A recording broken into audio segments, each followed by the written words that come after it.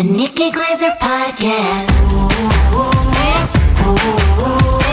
The Nikki Glaser Podcast. Here's Nikki. Hello, here I am. Welcome to the show. It's Nikki Glaser Podcast. It's Thursday for you. I'm in New York City at a photo shoot all day. That's not where I am now because it's not Thursday. But Thursday, that's where I will travel. be. This is time travel. It really is. Podcasting is time travel. But that's what I'm doing right now if you're listening to this on Thursday. I'm on set all day feeling awkward. What are you taking photos for? It's a magazine that I don't know if I can even say that I'm doing, but it's a magazine that is you would recognize the name of it. Are you doing an interview? Yes, I'm doing an interview for this magazine, and it also comes with a photo shoot. I get it. I know what it is. I can guess, but is that allowed? No guessing. No guessing. Get the Akinator involved, and I'll get the Akinator involved. Yes. Is it highlights? Yeah, I wish. That would be Remember amazing. highlights? Oh yeah. I mean, where would highlights be without that game on the back cover? I mean, it's just, What was the game on the back cover? I don't remember. I think it was a search? find search, the search thing. Yeah. I love Disney magazine. Oh, I never Do you read remember Disney. the little? They were little. Disney yes, Adventures. Yes, of course, yes. They're little, and they were like your first foray into like an entertainment magazine for a child. I do remember I got Entertainment Magazine at a very young age, probably 6th or 7th grade. I was obsessed with Entertainment Magazine, and I got a call asking me to do a survey about my experience as someone who is subscribed to Entertainment Magazine, and they were interviewing a 7th grader, and they asked me, what features do you want more of? And I said, celebrities like out and about in their normal lives. We want That's really good. Whoa. We want more like not the red carpet stuff, but more like them walking. Like I was on You top want of paparazzi. what. Yes, I You're want ahead the of the celebrities curve. are just like us. I want us magazine. Like I want celebrities to People. be taken down and stalked. I don't want them to be applauded and in these fake scenarios where they always seem perfect. I want the real dirt. I want to feel connected to my celebrity that I could maybe be one someday. I And never look even where I am. connected that undercurrent of calling it Us Weekly is trying to like take these celebrities and bring them down into they're just us, because that's the whole point of the magazine is to show them They dirty are and just unshowered. us. Yeah, To continue our conversation from the last episode, this like celebrities are like when you're in the same room as a celebrity, a shiny person, it is nice to remind yourself they like took a dump today. yeah. And they only are just talented at a thing that makes people money. That's the only thing that makes them special. Otherwise, they're really the same. Mhm. I will disagree. Huh. I will Noah's got disagree. disagree finger up. Really? Disagree finger. Only because they are not like us, because I do feel like when they get to that celebrity status, their whole perception of reality is like completely different. And it's what we were talking about, where everyone's nice to them.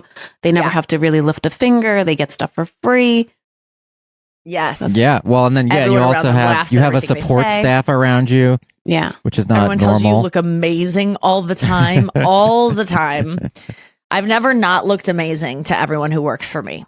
I always look like, sometimes they'll be like, maybe not those boots, but like that's the most criticism I'll ever get from someone who is on my payroll. Maybe not those boots. That's pretty harsh.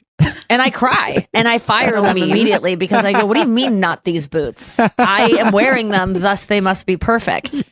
No, and that's why I appreciate people like Emily, Gen Z M, working for me, because we have such a good friendship that honestly, even though she does look up to me, she does work for me, she's been able to be like, girl, let's not do that. Like, more like, you're better than that. Like her whole stance is you're better than that.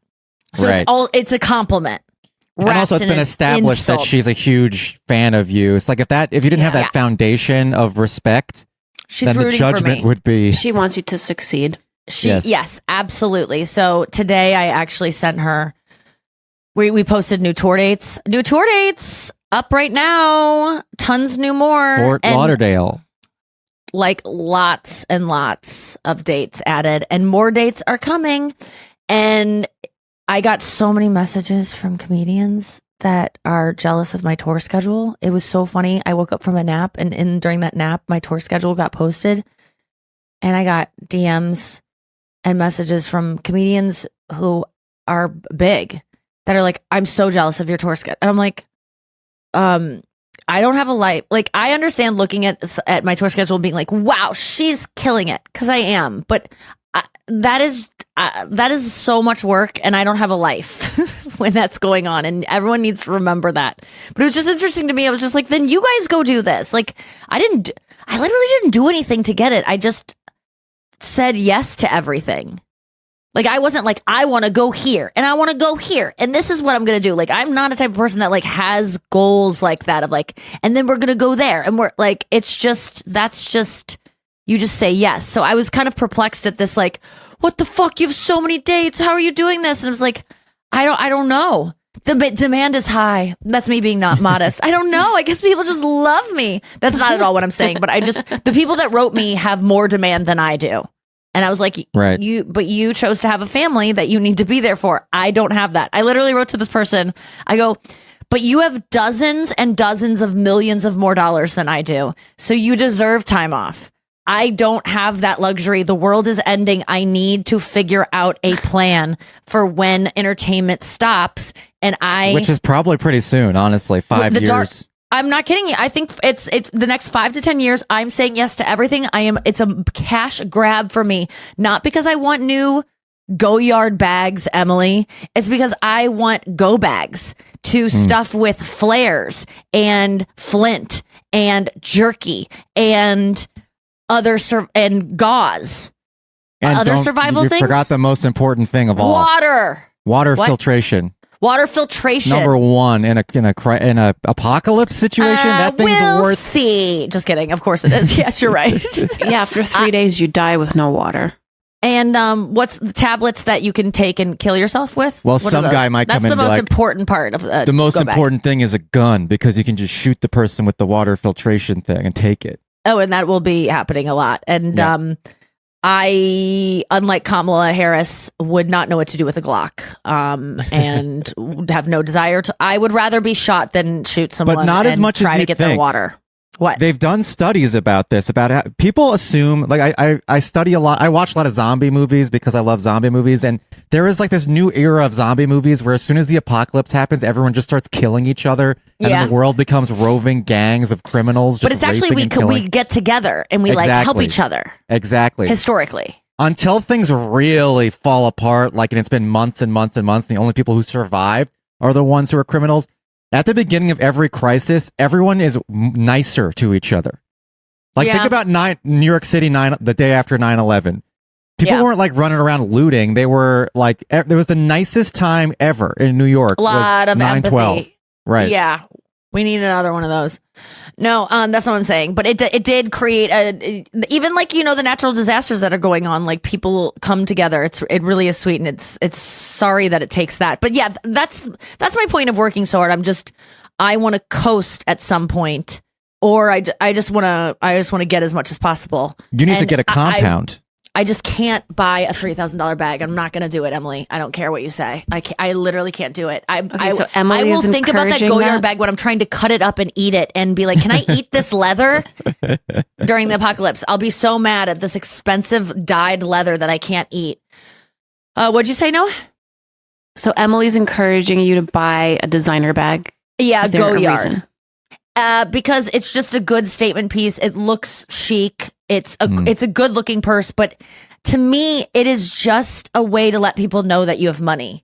Yeah. And I know that there's a lot of stuff like that, but like that's why in France no one wears labels. Like Louis Vuitton is a French company, and no one in France, I don't want to say no one, but I've heard French people who are no fashion do not wear labels because they think it's tacky. It's tacky. Yeah. Americans love showing off their wealth. Yeah, I mean, that's also Gaspard. I don't know what that means, actually. Is that just a name? Gaspard. Well, it's a cool name, but in America, it feels like uniquely American, or at least we established this, that like you need to show off the brands. You need to show off, you have to have a fancy car just to show people you have a lot of money. In fact, it bleeds down to even like inexpensive things, like things that are branded to seem expensive when they're not even. Like a Lexus is not that expensive, but it's branded like it's a fancy car. And so poor people, not poor, but middle class people buy Lexuses to be like, look, I have money. Man, you just reminded me. I got asked to do a voiceover audition for a luxury car company. Oh no. And I really want to do it. Where is it? When is it due? Jesus, please, God. A luxury car company? Can we guess? Yeah. Is it You always want to guess. I want to know what it is. I mean, it's the is best. it High Times? When would this be due? Is it a car that you would drive? Has it been in a started Is its it own Thursday, TV show? October 10th yet? No. On this podcast it is, but not in time. Okay, sweet. I have a Not in couple time. days to get Time my travel. voice back. And That's right. learn how to talk about a car like it's a fucking Van Gogh painting. You're fucking it basically. Literally, yes. Like it is a newborn child I just birthed, and it is the second coming of Christ that That's this right. new SUV hybrid. That's literally the tone is so funny, but I'm like, oh, you know what? I'm gonna do this voiceover like the joke version of this. Like That's the way. That's the way. It's because All that is sincerity. yeah. Yeah, we're all so allergic to sincerity that we can't even imagine doing it. That even the sincere. Wait, can I- yeah, go Can I ahead. tell you like the kind of notes they give for this? Sure. Is this going to compromise the job? No, I wouldn't do that. Tone of the spot is playful and wry. I like wry. I like that most Wry's people cool. probably have to Google that word. And then there's another one. Tone of the spot is assertive and proud. Tone of the Okay, spot wait. is proud. Oh, but this is a good one. Wait, these are different tones? These are so each spot has a different tone. Okay. And there's like a script, and it's the script is like a couple sentences. So the first one, playful and wry. Okay, let me do playful and wry. Give me a sentence. The fox jumped over the lazy dog. Is that the one that people type in? Okay. Yeah, they do. This is playful and wry. The fox jumped over the lazy dog. Okay, that's playful and wry. Can I Tone of the ask you spot is this? In this spot, is it supposed Yeah. to be like you as Nikki Glaser, or is it supposed to be just No. like you're auditioning? It's supposed to be, I mean, obviously they asked for me to audition, so I think it's one of those things where they want a celebrity's voice where people go, I recognize that voice. I respect that voice. Who is that? Right. Was that John Hamm? Right. Was that that guy from Halle SNL? Berry? Like the Buffalo Right. Wild Wings Buffalo is what's his name from SNL? And you recognize it and you go, I know this voice, but what is it? It's just a familiarity. Who is it? Okay, assertive and proud. The fox jumped over the lazy dog. I'm like proud of the fox. Okay. Mhm. And then next one is proud, but not over the top. The fox jumped over the lazy dog. Oh, That was the best one. I like it. Well, they're all different. Thank you so much. Thank you so much. I don't know what I'm doing. It's a crapshoot. I love voiceover because I don't have to put on makeup. What? But that'll be fun. I'm so glad you brought that up. Like luxury cars though, yeah. This driving the Mercedes that I drive, I feel like I told you, I feel like I get more respect everywhere I go. Yeah. Well, I mean, and your other people car like was me so more. old. Like that. It was falling Your other apart. car was. You weren't getting respect with your other car because it was like a shockingly crappy car. But okay, here's the thing. It worked. It was safe. Yes. It never broke down. So no one should be judging me for it. Like if you shouldn't think I'm a better person because I drive an expensive car. No, that's I'm- I don't think fast. anyone was judging you, but because it was Oh, for Julie's sure. car, it wasn't like your choice, like your No, I understand. taste. Yeah. No, if you wanted if you were writing a scene in a movie where you wanted to introduce like an interesting moment for a character who has a lot of money, but you wanted to make it interesting, you'd have him come out of a car like that. Yeah. So you're like, what's going on with this person? Yep. I liked being that person for a while, and I'm still that person. I still dress like that, and I'm not getting a Goyard bag. I'll get a fake Goyard bag. Sign me up. I don't care, but I'm not spending $3,000 on a handbag Temu that Goyard people bag. know is $3,000 because that is the only reason you get it is so that someone goes, "Ooh, she has $3,000 to spend. She must be better than me." And I want to be friends with her because when Right. people want to be friends with you because you have money, disgusting. And everyone who has money needs to like look into their life and make sure, like, that's why I really liked this weekend I was in Kansas City and around Travis Kelce's like group of people, and everyone in his life, like everyone I met has known Travis for like 12 years. And I'm like, good guy alert. Right. Like wholesome. Keeping, like, I love when I meet celebrities who their entourage is a bunch of people that are not that were there in the beginning. And it doesn't always have to be that way. It's not like no new friends, but it says a lot about someone.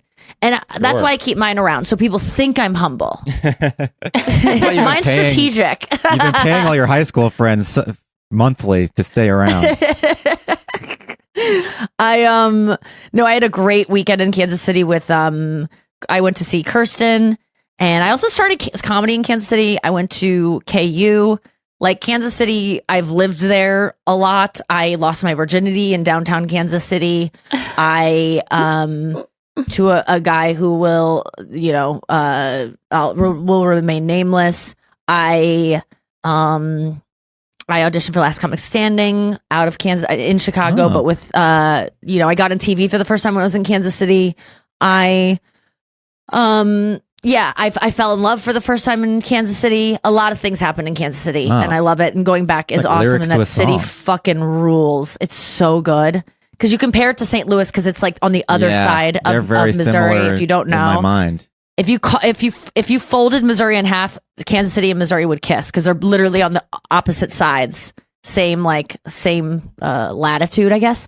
So Kansas City is superior to St. Louis? Dude, no offense, St. Louis. I'm so sorry. But like even Chris, who is like the biggest St. Louis fan, was like, I go, babe, it's not even a competition.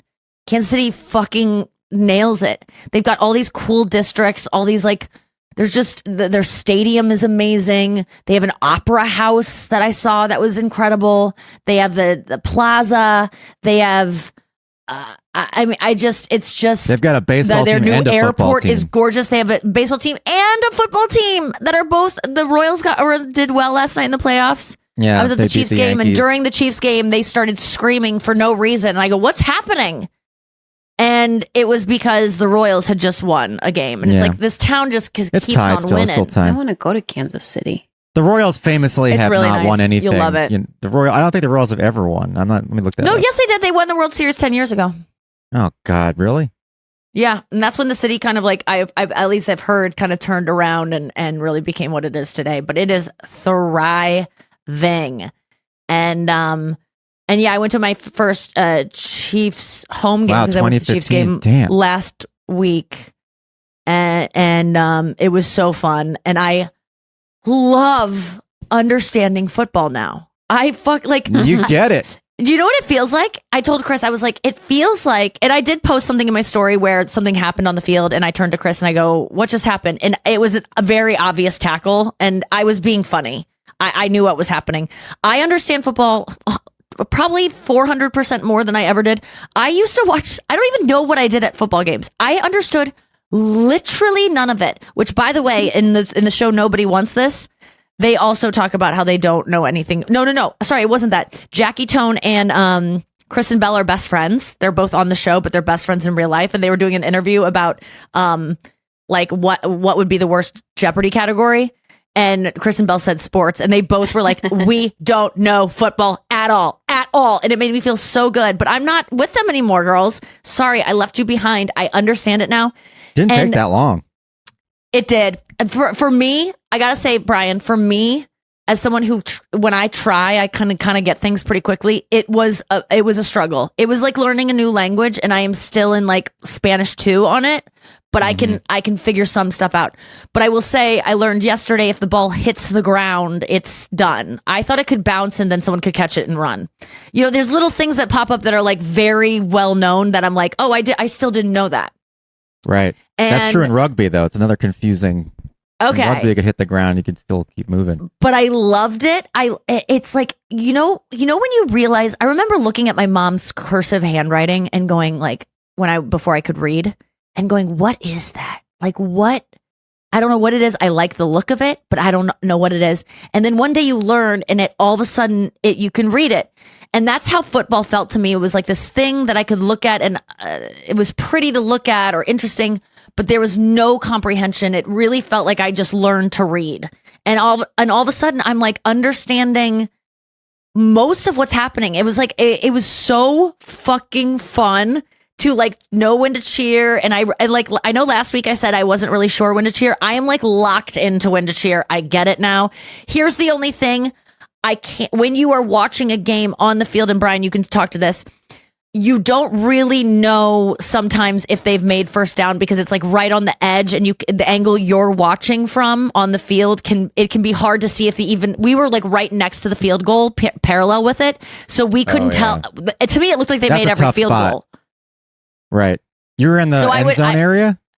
Yes. So that's hard to see. Which was awesome when something cool happened down there. I think ideal area. But like when anything was happening on the other side of the field, I really couldn't understand it. But boy, it was so much fun. And Chiefs fans are wild. They do a chant that I couldn't really join in on because I don't know if I'm going to be canceled if I'm photographed doing it, but that is beside the point. I don't know if they're definitely not encouraging them to do the tomahawk chop, but it's not there's no like, sign being like tomahawk chop, but there's no like, we're not doing this anymore, everyone.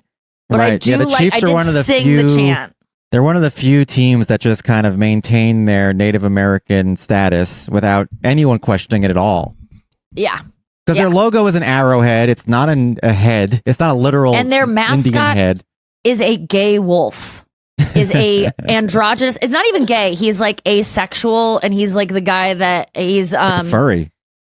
Yeah, he's like a furry. It's a really strange mascot. And so, yes, but I did see a white man in a full Indian headdress and was like, oh, it's nice to be back in 2004, the last time that was okay to do. I was just like, it almost felt, yeah. And then if you pause everyone doing that tomahawk chop at the right time and everyone's doing it simultaneously. Then you're back to 1942. Yeah. It was. I kept trying to get it to show Chris to be like, look at this group of people all just with their hands mostly extended, mostly white. But it was so fun, and maybe more on that after the break. After this. Yeehaw. Oh, I didn't fall. Geha Stadium is where it was. So I heard Joe Buck say Geha. He like spelled out the letters. That's what they're calling it. Yeah, that's what I heard last night is Geha. Yeehaw. But it is Geha. Geha. Yeah. Geha Joe Stadium. Buck, fun fact about Joe Buck.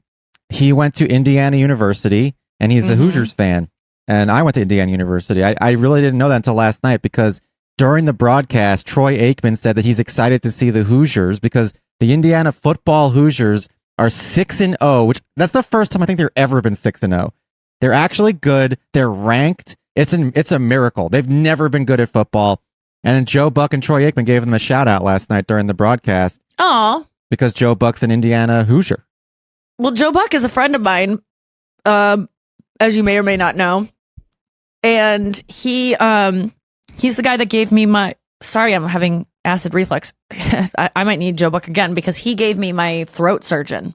He hooked me up with Dr. Zeitels, who, Joe had a hair transplant and had like a tube down his throat during the procedure, and it damaged his vocal cord. I remember this. And so Dr. Zeitels was the one that remedied it. And then Joe Buck also, I recently wrote him because whenever I'm in St. Louis, if you want the best of something, like it's hard to like the coasts get people that are like, I'm the best at what I do. I'm going to go to the coast to make the most money doing this thing. And then I think a lot of times in the Midwest, so they have to be good.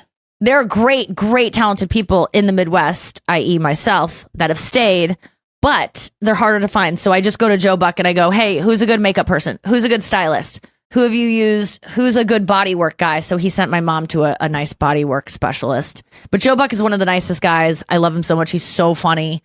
And I love hearing him on Monday Night Football. His voice is soothing to me. He's one of my favorites. And so you watched the game last night? Of course, yeah. I watch all the games. Did you enjoy it? Did you any good moments for you? Well, I put a ladder. Because I could talk about the game. I don't know if you noticed, but I saw the game and I could talk about. This is the first time I've ever been to be like I could talk about plays and stuff.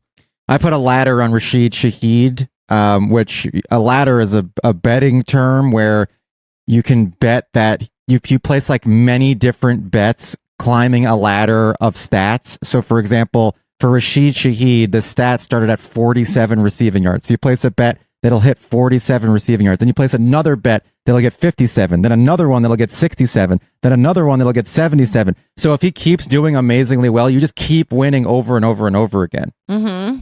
So I did that, and he did amazingly well. I didn't even hear his name even once or notice that he did anything. So maybe I can't talk about this. He caught that touchdown pass, that long touchdown pass he's on the Saints. Oh, that was exciting. He caught that long touchdown pass. That was pretty impressive. It is. Yeah. It's very interesting. You know, like I know this is a dumb observation to make, but like the Saints obviously were maybe 1% of the crowd, 2% of the crowd. Yeah, well, you can't beat out the Chiefs fans. I mean, no, it's insane. But so the Saints would do like something amazing, right? That if the Chiefs did it, the fireworks would go off. But then the Saints do it and it's dead silent. And I'm like, but I still want to celebrate the feat of athleticism I just saw, even as a Chiefs fan. Is that a weird impulse to have, that like when the other team does something that you still want to be like, well, good job. Well, that was, I know it was against us, but particularly amazing, like some one-handed catch or something, but like mostly you just anger. Okay. How did your defense let him do that? How is he like, it's almost like disbelief. Like, I can't believe he caught that. Okay. Football question. When you're rooting for a team, isn't it less exciting when they are playing defense, or is it equally exciting and I'm just missing something? Because for me, I'm like, I just want to get points. I think for most people, they would say it's offense is more exciting.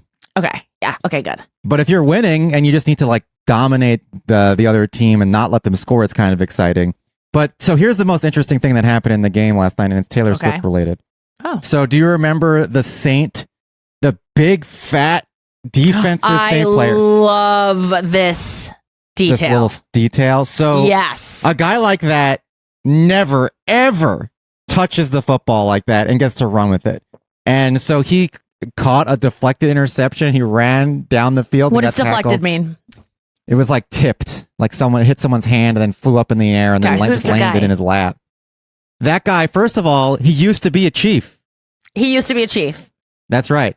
But second of all, do you want to say? But second of all, yes, he is the brother of Com Saunders, who is Taylor Swift's probably most iconic dancer on Eras Tour.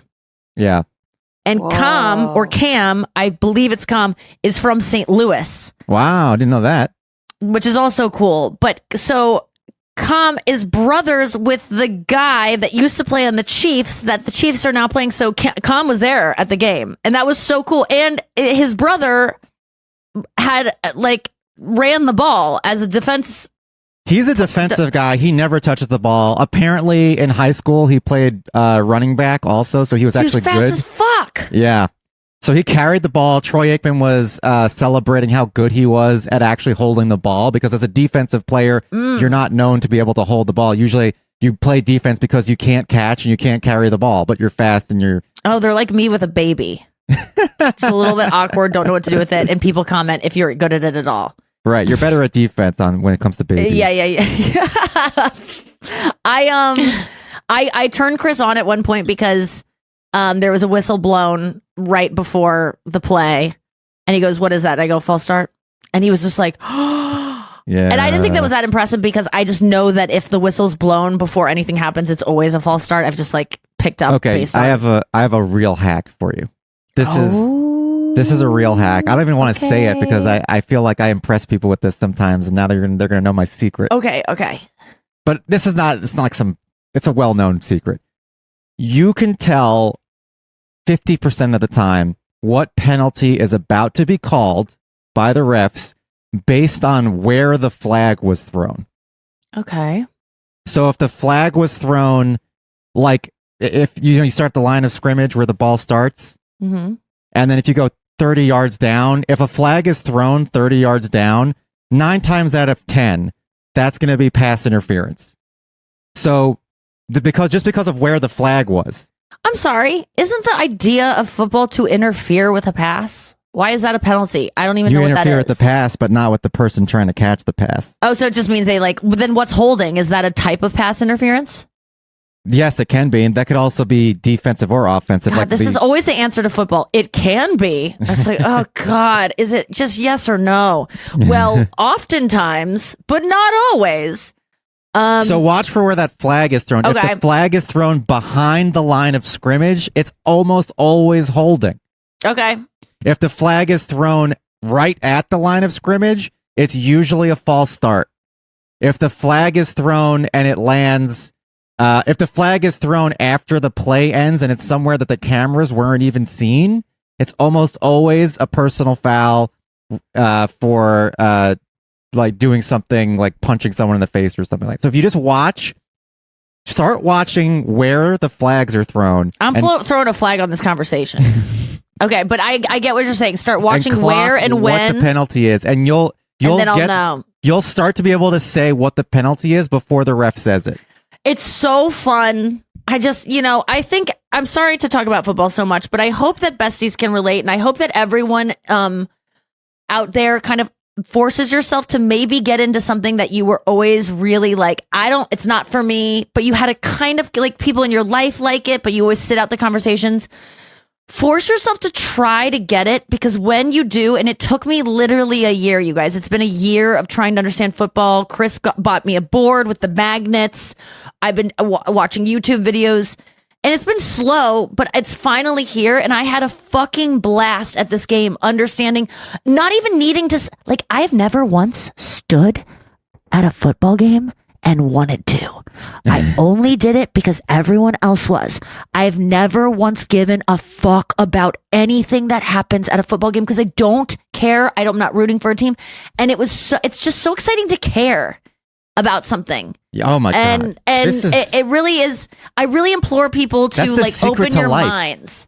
That's the secret to life. Oh, I was talking to a woman yesterday who is a talent manager. Shout out to Jen. I met her. And she was a woman, definitely older than me. Like I don't know how old she was. Yeah, she like works with talent booking, talent stuff. And she was talking about, I've always wanted to do this thing in entertainment, agent. She was like, I think I would be a good agent. And I go, do it. And she's like, I'm too old. And I go, here's the thing about this old thing. You're never too old. All you need really is the passion of a young person and the energy of a young person, which you probably lack if you're in your 60s and you want to start something new. But you know what gives you energy is passion. You can get the same passion that like a kind of reluctant 20-something entering into a business has if you really find a way to love it. And that's what makes it so you can start something new, because it's so hard to start new things when you're this old. Like now at 40, I'm just like, I don't want to learn tennis, but it's like I got 25 more years of playing good tennis without really injuring myself if I learned. And how good could I get in 25 years? I'll never find out, because I didn't get a tennis court in my backyard and I refused to learn in front of other people. But well, the secret to all of this is that it's always manufactured. Like there are some people who like have been passionate about something since they were a little kid, but it was manufactured at some point. It didn't come from nothing. It's not just intrinsic in your soul that you're passionate for something. Because ultimately, I doubt that. Well, ultimately, nothing matters. Nothing that you do matters. Yeah. The day you die, you're going to look back and be like, oh, I was good at tennis for 20 years. That doesn't matter. So everything you do needs to be forced at some point. You need to force to care. And then I would position it as having an open mind.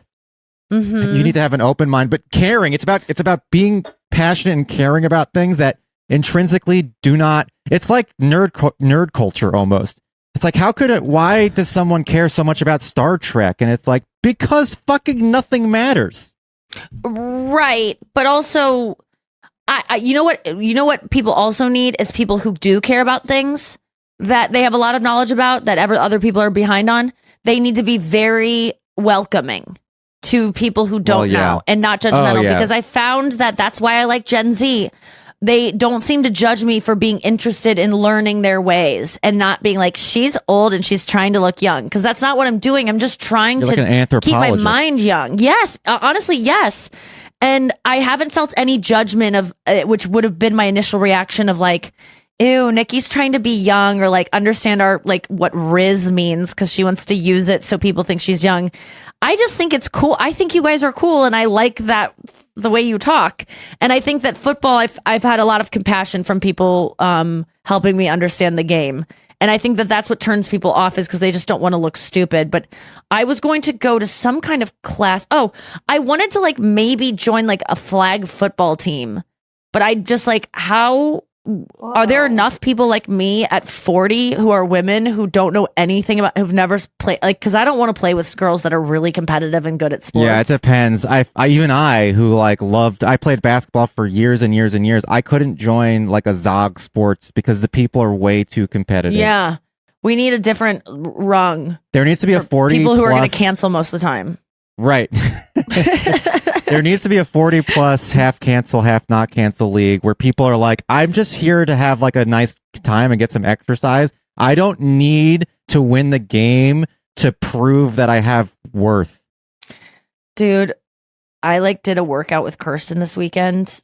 She's a, trainer, and she just showed me some stuff, and I'm in pretty fucking good. I'm probably in the best shape of my life because I do this plank class every day.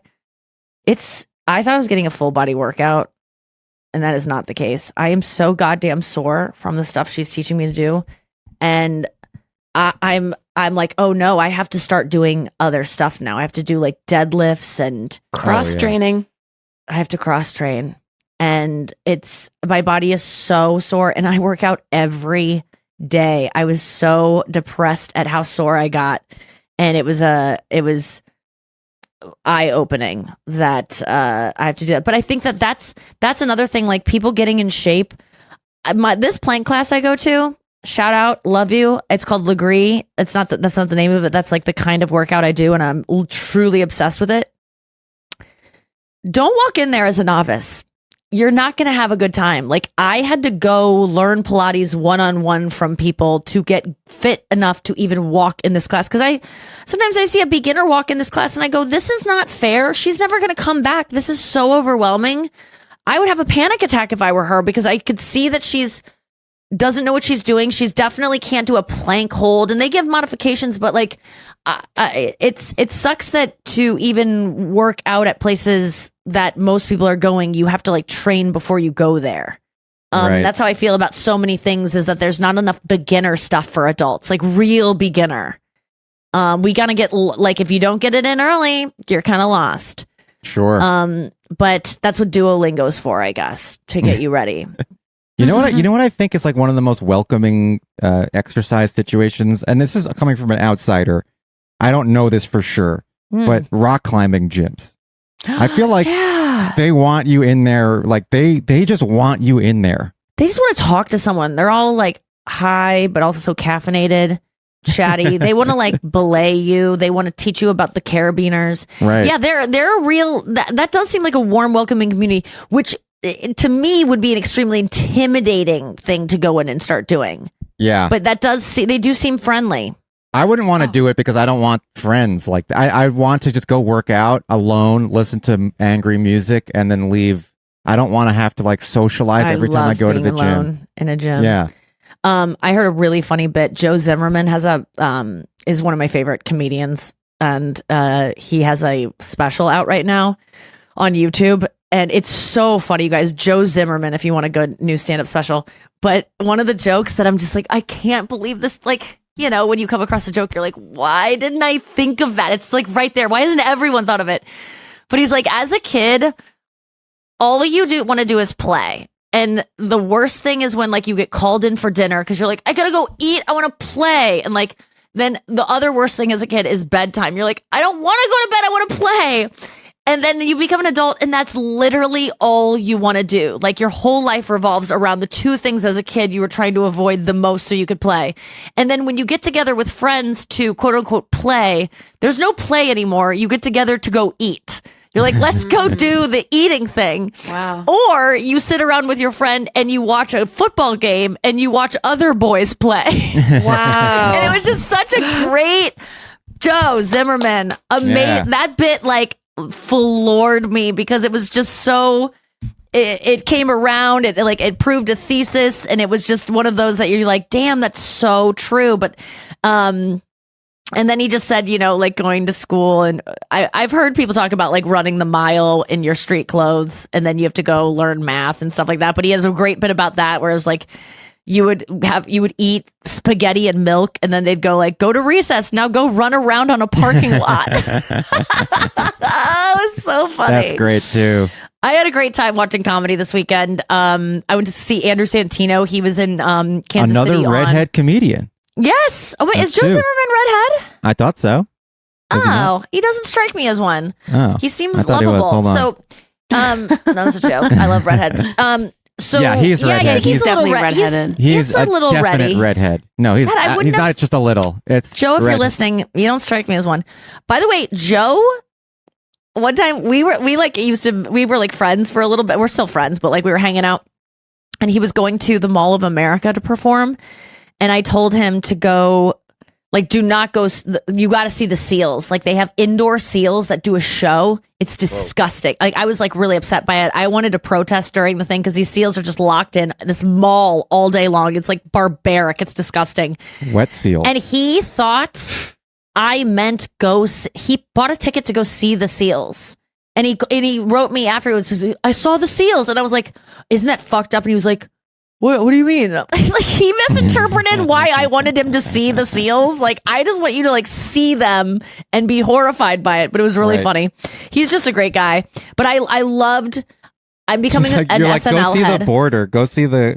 Yeah. You have to go check out the border. I mean, you got to see what's going on down there. Yeah. And he comes then back he'd and be he's like, wow, it's that wall impressive. was amazing. Carpentry. Yeah. I watched SNL this weekend because of, obviously Emil was on, Nate Bargatze was on, two friends. So much fucking fun to watch that. Like it almost felt like the way I used to watch it when I was like 11, 12 of like SNL's coming on. Like I love anticipatory television. So much fun to see Emil again in an actual, I think maybe he was in a sketch like on set last week, but his first week. But for me, I only saw the taped pieces once because I didn't watch it live. But this time I got to watch it live with my sister. We were laughing so hard. He was in a scene that I fucking loved. Have you talked to him about how it is, doing he's everything? having a blast. Great. He's so cool. And like, can you imagine being 25 and being cool and calm about being on SNL and being like, it'll happen when it happens. Like, I'm just having a good time. I Not imagine it's so freaking much out about work. anything. It's so much work. I've seen Yes. SNL. I think I've seen it twice, and I know that they do like the run through, and then they do the actual show. It's Wait, you've incredible. seen SNL twice? Yeah, I was in the audience. Oh, I thought you meant like the show. I was like, Noah? What? So you've been to the show? Oh, yeah, yes. I've been to Yeah, the so show. they have the It's run through. incredible. Yeah, it's insane what they put on every week, and they start writing. They I think pitch sketches on Wednesday, and then they start producing them on Thursday and shooting stuff on Friday, and then by Saturday it's like time to go. Like, and they don't do any prep. Like, if you are hosting the show, your first day I think is Monday. They have Sunday off, to recuperate, and then Monday you show up at the office. And I think everyone writes, and then I think Wednesday is when you kind of get pitched the scripts. It happens within days. It's incredible what they do. It's a really hard job. I mean, everyone love who it. says like it's not good or like that, it's like you have to write. If it's every week, and you have to write a full hour sketch show every week that has like all your sketches It's often more have than like that, Gary 'cause there's- Sinise in them. Like you need to like tailor make it to the host. That is one of the hardest things you could possibly do. And the fact that they get even just one good sketch per week is a miracle. They had so many this week. Nate's monologue was so funny. He was so good. He's such a, he would have been a great SNL cast member. He's just like made for that show. He's so himself in every sketch, but he's a really good actor as himself. His line reads are so on point. Everything he says is funny. He, and you can tell he's actually like really trying, like he has this great kind of vibe of not putting in too much effort, which makes him very likable. But at the same time, I know that he is trying, like he takes it very seriously. some of the sketches that were so good was the George Washington one where he's, a founding father and he has dreams of this country and all the dreams are about like the way we spell things and like this, like the absurdity of how we have a name for the number 12, another name dozen. And they're like, sir, will there be any other names for other numbers? No. Only that one. Like he has all these dreams of how Americans spell things, and it's a great sketch. And it was the second version they did of it. And then they did another one. The final sketch of the night was my favorite, where he plays an assistant coach, and this team during halftime, a high school football team, is getting a pep talk from their coach of like, "You guys got to want it. It's about focus. You got to go out there, and it's whatever team wants it the most. I don't feel like you boys want it." And then he's like, Coach Welch, do you have anything to say? And then Nate comes in and he's like, guys, I still need, a lot of you still owe me $20 for the jerseys. If you could ask your parents. And so he just keeps harping on this $20. But the brilliant turn, I like, it's really hard to end a sketch and make it hilarious, like the ending. And that I think a lot of times you just like get out on whatever you can. And sometimes they go on too long because you can't find an ending. It's really, from what I understand about sketch writing, ending stuff is hard. Is that correct, Brian? Yeah, endings are probably the hardest part, I would say. Right. But this one had a great one because, so this coach keeps talking about the $20 he needs for the shirts. And can you guys ask your parents? And can you please write the check out? You can't write Coach Allen. It's Alan Welsh. It's WLCH. WLSCH. There's a C in there. Back to you, Coach. And it was so funny. So then at the very end, the boys get another, pep talk from their head coach. And they're like, you know what?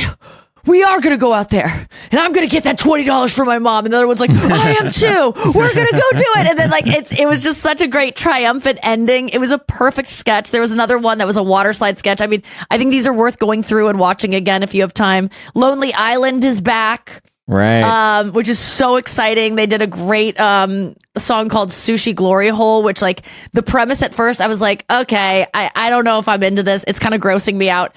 But then the whole song becomes funny because it's such a ridiculous idea and they won't let it go. And they kept saying, hear me out, hear me out.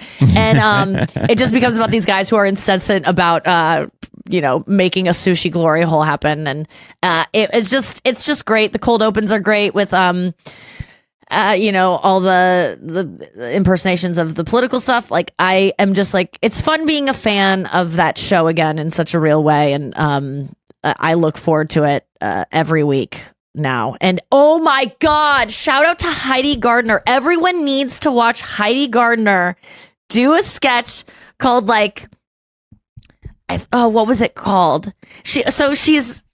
I won't give it away too much. There's nothing to give away. Her performance is ungiveawayable because it's indescribable. It's the level of commitment that you have only seen on Conan's Hot Ones in terms of like someone doing something so insane just to make the most laughs. And I think she is a national treasure of comedy. I love her so much. They're at a very serious dinner where they're like talking about someone in their family, like needs an intervention. Oh, it was like someone in their family has dementia and they're ready to like maybe put him in a home. So it's a really serious topic. And she orders the Mile High Burger and they bring it over and they're like, and you have 1 hour to consume or you have 10 minutes to consume this burger. And if you do, you get a free meal or whatever, like some kind of prize or all expenses paid trip. And so she's listening to this serious conversation. And she just, at first she's like, I don't want to do that. I just ordered a burger. It just sounded good. I thought it would have like an egg on it. Like Mile High Denver. And then she starts eating this burger and it is so funny. Like no one would have gone as far as she did. I can only assume that she consumed 5,000 calories during this sketch. Like she went fucking buck wild. I respect it so much. It really was inspiring to me to like go hard for the joke. And if you commit, people will come around. There was nothing to come around to. It was already a fantastic premise, but it's really worth a watch. Heidi Gardner, I love so much. And every week I'm like wowed by her. I just really love this cast. I'm loving the show. SNL's back. it always has. It's always been great. It's like it feels really relevant and it feels fresh. And I'm just like I like looking forward to watching something. And with all the things happening in dumps and streaming and something live. I mean, the live element is exciting. Yeah, Yeah. totally. And There was this YouTuber who said wanted to question that premise that SNL is bad now and that it was better back in like the 70s or whatever the hype. And so he went back and he watched all the episodes. And he's like, the reason why people think SNL used to be better is because they are in their head, they are thinking of SNL best of compilations. Every year SNL comes out with a best of compilation. And that's what, and then even if you saw the SNL replays on VH1, it's shorter. They were pulling best ofs. Yes. They would cut out like the bottom 4. It would just be like 4 of the best sketches from that week. I love when someone debunks this shit Yeah. because I'm so tired of that. SNL used to be good. What are you talking about? When you were 12 and you there was less things on TV and you had a smaller brain. Like, it's always been a struggle of a show to and it's always had amazing moments. It's so always had cool. amazing moments. There was that famous when Lauren left, that cast that was just irredeemable. Mm-hmm. But besides that, they always had great sketches. They were always a cultural touchstone, and they always had terrible sketches. You just don't remember them because they're buried and they're gone. They're only out that one night. Sure. I'm really excited about being excited about the lore of it now. I'm I want to read all the books and stuff. I'm super into it. I'm getting a little autistic on this shit. I'm getting this. I need a new obsession, and it's cranking in. We'll be back with more of my obsessions when we get back after this. We did a show last week that you might have seen on Netflix. My Parents, Me, Live. Lizzie Cooperman. By the way. Live. Speaking of Tuesday Day Live. The Tyler Henry show on Netflix. It was called Live from the Other Side, hosted by Amanda Klutz. Tyler Henry does a reading, and my parents were both there, and Andrew Collin and Lizzie Cooperman were my 2 friends I brought. Andrew is so funny. He said one word the whole time. And then Tyler Henry he said, I'll give you a private reading because I feel so bad that I didn't talk to you at all. Yep. And I knew from that time, I knew that he was backed up on these private readings because I went to see Tyler Henry live, and I was like, he gave away 7 private readings for free. I'm like, that's 7 hours of his time on Zoom. If he does this every show, there must be a long line. And I feel bad for the guy. What a sweetie to give these away. But I was like, Andrew, don't expect that anytime soon. And Andrew told me it was 18 months booked out. Right. He posted about that too. Did he say 18 months? 12 to 18 months away. Yeah. And did he say the joke? No, what's the joke? Oh, I guess he said that you can talk to your alive mother when she's dead now later or something like right. By the time I get the reading, I'll be the one you're talking to. Honestly, yes. So we went in during the day last Tuesday. We had to be top secret about it because Tyler did not know we were coming in, and no one wants anyone to know anything. So that's why I posted about it while we were live on the show, because I asked the producers do you want me to post about this? And they're like, you can't. And I go, what if it's once the show starts? And they're like, I guess. Actually, that'd be kind of fun. So I did that. And it was so fun to do the show with my family. So you guys brought family heirlooms. He didn't know what you were bringing until you were right there on the couch. He didn't know it was me until He didn't know anything. Anything. And so we walk out, first time seeing him. And yes, we were told to bring things, not photos, but things. And I really didn't have any things of any of the dead people I wanted to talk to, unfortunately. But my dad had a drawing that my dead cousin had made. So he gave me that for my thing.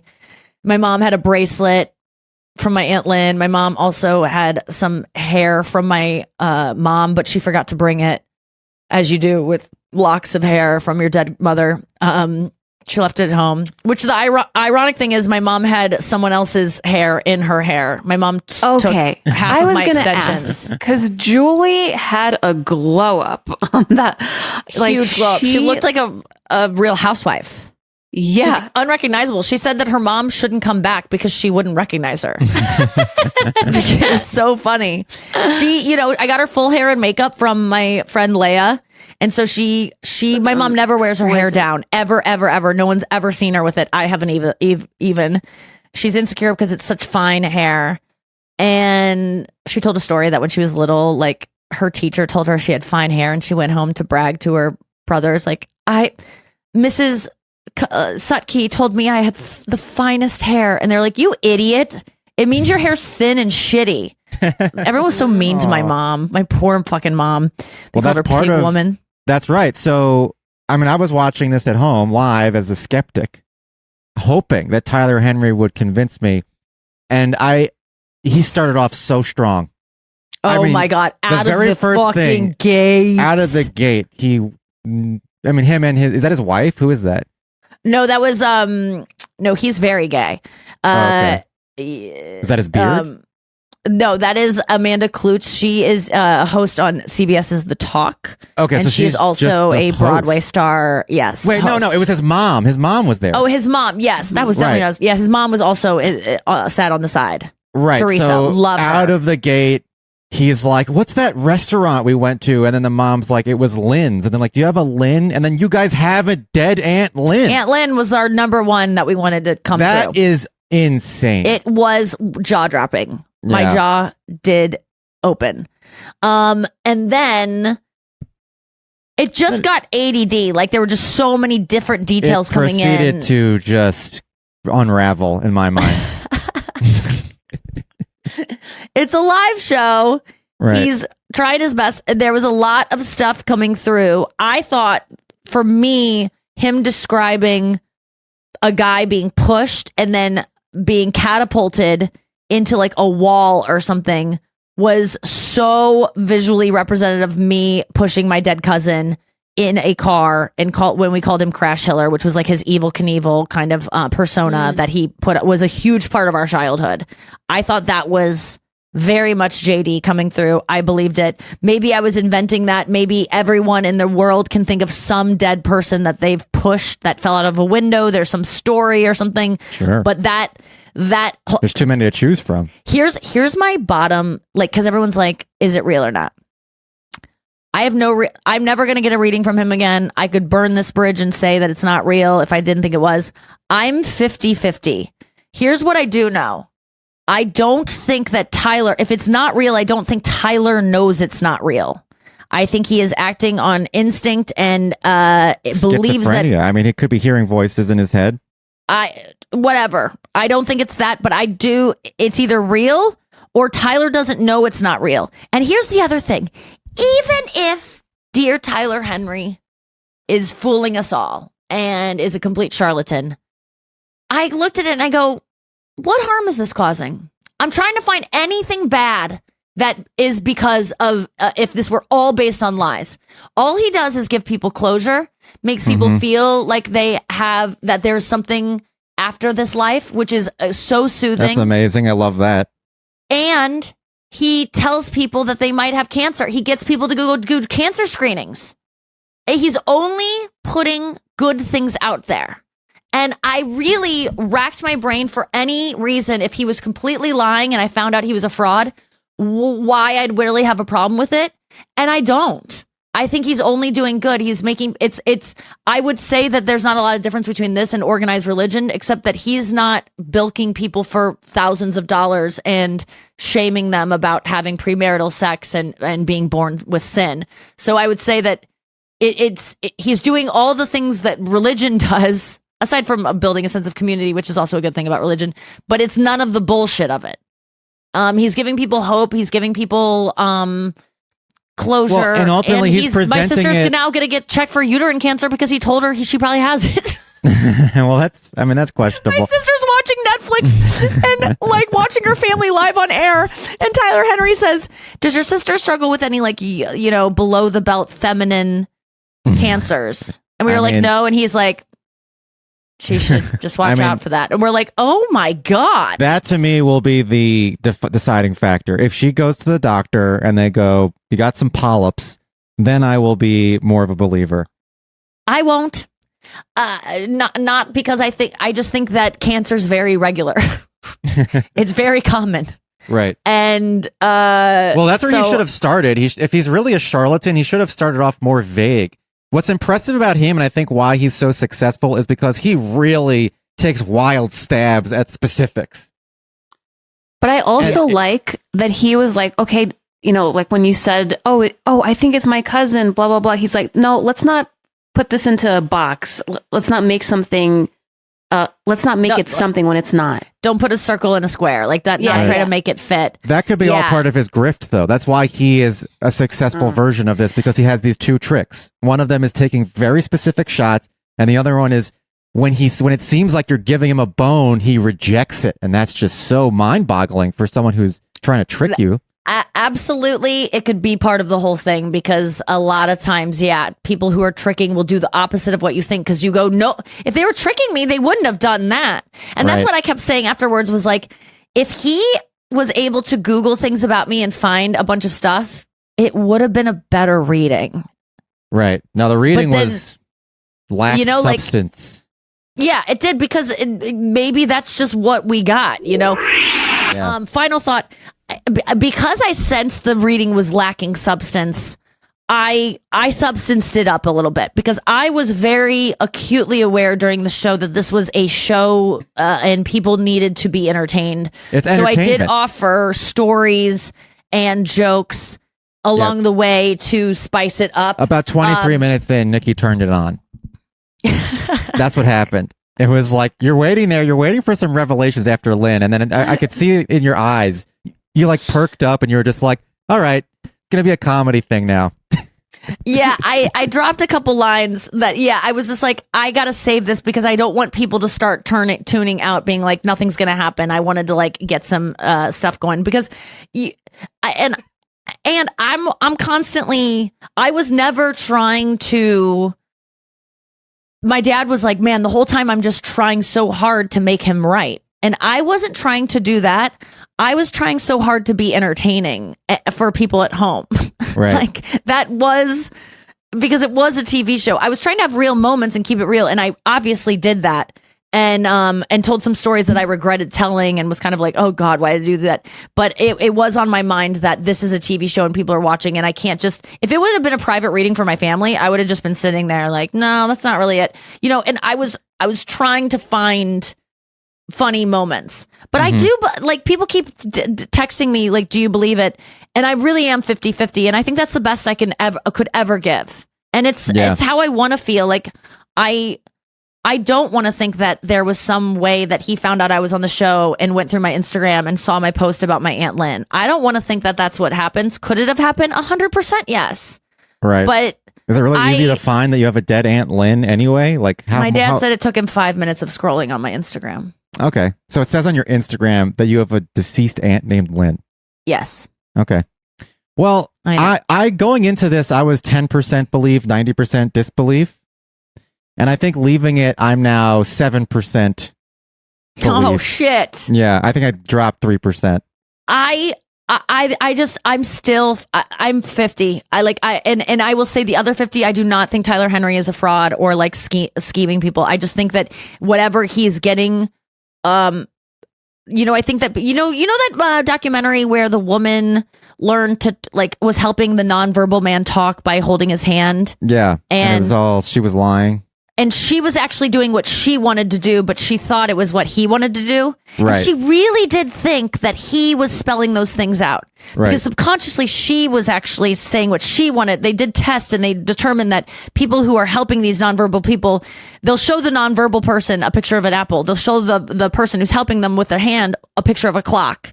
And then they'll say, now, what did you just see? They'll ask the nonverbal person, and the person will spell clock, thinking that their nonverbal person saw clock. Now, they're not doing that because they think they're doing it. They literally think that I think people sometimes do things that are insincere and they don't know they're doing it. Right. I don't think it's a conscious thing. It's also, it goes back to what Joe Zimmerman was saying. It's like, let's just play as adults and see this as a play.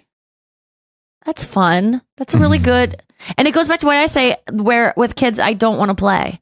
And I can't, and maybe I need to get into that more of being like, this is a mean guy and he's going to get your fork and I'm a Mr. Spoon and we're going to fight. Like more of that in my life. Right. I'm not getting Tyler Henry as like a conscious grifter either. I'm getting him as like he believes what he's doing is happening for whatever reason. He might have some connection to the other side, or he might really have like some sort of weird pathology that causes him to hear voices in his head. Either way, I think he is earnest in his appraisal and he believes he's talking to ghosts, but is he actually? I'm not convinced. He's entertaining, so and that's what it is. Ultimately, it's entertainment. I've never wanted my sister to have uterine cancer more, just to prove that Tyler Henry's real. But it just shows you when you're doing the private readings, it just shows you how much of a handicap it is to have an audience of 500 people and to just throw stuff out there that's very specific, because someone in the audience is going to have something connected. When he did it in front of just 4 people, it's so much more difficult, and it showed. It definitely showed. But it was really fun. Done? What? He should have said like, does anyone here have like a relative who's like an animal or something like that who passed away? And when everyone said no, like a lighting guy should have been like, wait a second, I've got a relative who died of an elephant. They told us that might happen. They were like, we don't know what could come through. That should have happened. But I will say that my mom accidentally sent me a text that she meant for someone else that said, I didn't even want to look like that. Nikki forced it because she hired this girl and I couldn't say what I really wanted. Whoa. And then my mom goes, uh-oh. She said it to me. Julie. And I just laughed and laughed. But it was so funny because my mom was like, take down my eyes. I can't, this is too much. I don't like my eyebrows. She was very vocal about what she didn't want. But we did force her because we thought she looked good to have hair. And I think she did feel pretty. And she cut my extensions that I paid hundreds of dollars for. I was like, I'll give them to you, Mom. She was like, really? So she's got my extensions now. And now she's sending texts to her friends being like, Nikki made me. So I'm calling you out, Mom. But you also forgot, everyone forgot that she was called Pig Lady, Pig Woman. Tyler Henry was grasping for straws, trying to find someone who was related to an animal. What the fuck? It wasn't the weasel. It was the pig. Yeah. Wait a second. Okay, so if you didn't watch the show, Tyler Henry kept saying that our family we called someone by a name, like you would call your grandpa. We called him Bear, or we called him Possum, someone. And we were just like sitting there, just like trying to figure out anyone. And my mom was Pig Woman. Yes. I don't think that's it. I think Tyler Henry would have been like, nope. And then my mom would have just been sad that we said that. But it would have been hilarious to have said that. Sure. Like there was a part of me that wanted to have my phone so people watching live could text me. Because when you're out there, you like don't know, you're trying to remember every detail of your like childhood with these people that you haven't been around with since they died in 95. And it's vague. And it's like, it was really hard. But when I remembered the goose thing, I was so excited because that was a big part of our childhood, was when my aunt got goosed, and we thought it was the funniest word ever, even though she was sexually assaulted in an Ace Hardware. Like a man grabbed her vagina. That's what goosing is? Well, she came home from going to the hardware store, and she came home and she was like, you won't believe it. I was goosed. Oh my God. And she was hysteric about it because she got fucking goosed. Wait, but it was the funniest thing we've ever heard. Like a way a goose goes, like honk, like a guy like goosed her. Is that real, or is she just saying that? I don't know. It's the last time and first time I've heard that phrase, but it made so much sense. But we giggled so hard about it. It became like a running joke with us kids, which is so cruel looking back. We didn't understand the gravity of it. Right. But I was so excited that might be the connection. And then Tyler's like, no, it wasn't. I was like, oh, I just threw my aunt's sexual assault out on live TV for no reason. I was like, oh, you idiot. But whatever. We should have playful animal names for all sorts of crimes. Yeah. But it does work perfectly because a goose would just go honk. Now describe on the doll where the man pelicaned you. Well, I also thought it might have been because we were talking about my aunt JD or my cousin JD at the time, who died at the age of 32. And he was my best friend growing up, and it was a very tragic death, which he nailed his death. He was like, it was organ failure. Oh yeah, that was pretty interesting. he was really, lot he of was looking people- for his mother. And as he was dying, Yeah. we all heard that he was on a stretcher going, "Mom, where's my mom?" Like really, Oh, like God. so sad. I can't even handle it. But JD, like I didn't even want to say it on the show, but one time we were on a speedboat and there was this like girl that was a friend of my family's that like we just didn't really know. And she was like a girl that was like our age. And I was just trying to make my cousin laugh.